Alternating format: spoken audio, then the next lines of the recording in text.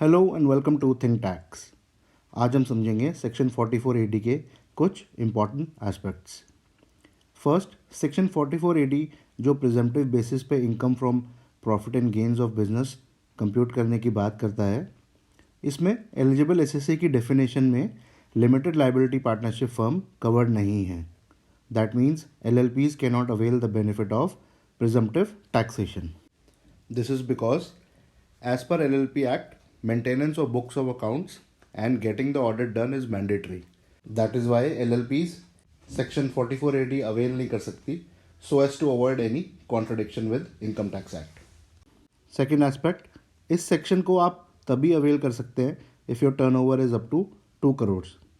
But from Finance Act 2023, this limit has been extended to 3 crores provided आपकी cash receipts does not exceed 5% of the total turnover or gross receipts.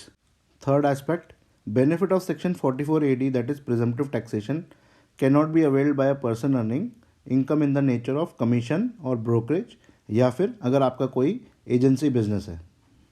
जो एक और important aspect है वो ये है कि सेक्शन 40A3 एप्लीकेबल नहीं होता if you avail section 44AD। Section 40A3 बात करता है disallowance of expenses done in cash exceeding ₹10,000। ऐसा इसलिए है क्योंकि सेक्शन 44AD ओवरराइड करता है section 28 to section 43C।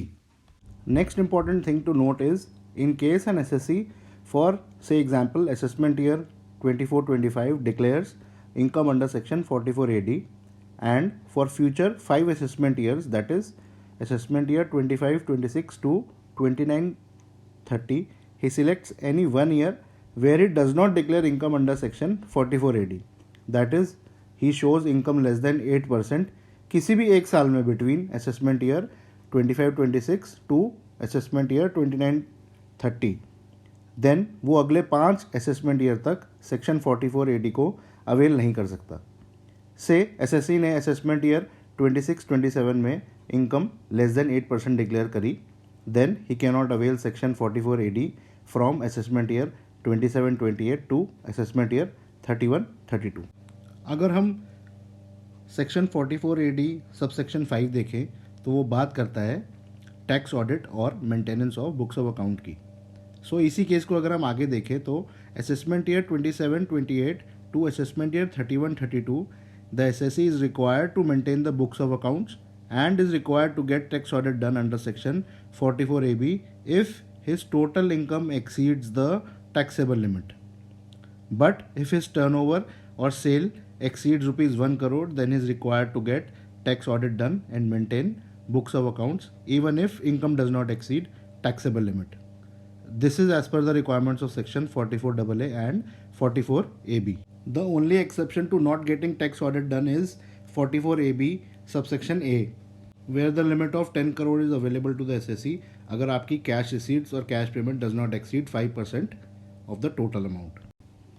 Next important thing to note is that section 234C जो बात करता है payment of advance tax in installments की is not applicable to section 44AD except for last installment which is payable on 15th of March. तो अगर आप section 44AD opt करते हैं तो आपको टैक्स और इंटरेस्ट दोनों पे नहीं करने for first 3 instalments. Now let us see an example to check how to compute the income under section 44AD। In this case assessee for previous year 23-24 is opting for section 44AD and the due date of filing income tax return is 31st of July. His total turnover is 1,75 lakhs, out of which cash sales are 1,25 lakhs.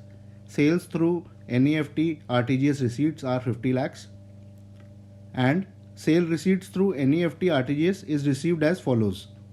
40 lakhs उसको मिल गया है before 31st of July which is the due date of filing ITR, and balance 10 lakhs is received after 31st of July, or we can say that it has not been received up to 31st of July 24. तो 1,25 lakhs पे तो आप 8% लगाएंगे, the amount comes to ₹10 lakhs.